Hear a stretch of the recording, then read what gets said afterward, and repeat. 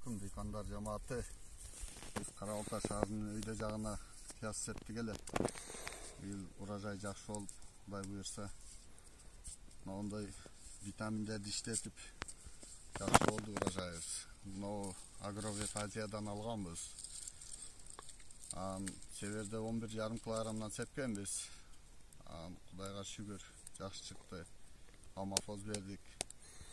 Ана моундай витаминдерди алып септик. Аптасына сеп аттык. Bir ayga 4 жолу обработка кылып аттык. Не дейсиз? Рахмат. Алыңыздар, жакшы болот экен. Биз мына 3-чү жыл алып иштетишибиз. Былтыр да жакшы урожай алганбыз, 85 тоннадан. Ушул жигит менен иштешип. Кудайга шүгүр, могу центральный мечиттин маңдайында Агровет Азия деген бар. Ошодон алганбыз. Кудайга шүгүр, рахмат айтабыз баарына. Жакшы болуп атат мына. Быйыл деле Кудай буйрса 80-90 тоннадан урожай бар. Бул витаминдер, калийди ышканда септик эле.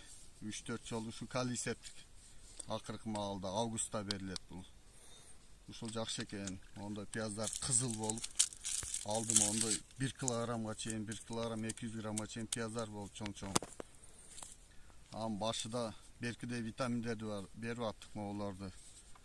Акырында ушу калий бердик. Булардын эмелери жакшы экен. Сакталуу мөөнөтү да жакшы болот экен. Былтыр жакшы сакталган. Биз ушуну алып сактап, аягын майда саттык. Жакшы болду. Моундай сырткы кабыгы азыр биз менен чогуу сепкендердин эле айырмасы, бунун кабыгы калың болот экен.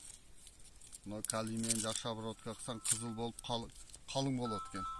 Сакталганга жакшы экен. Ошого не дейсиз туугандар?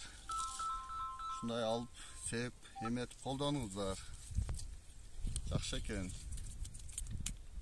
Результатын өзүңүздөр деле көрүп отурасыздар. Жакшы экен.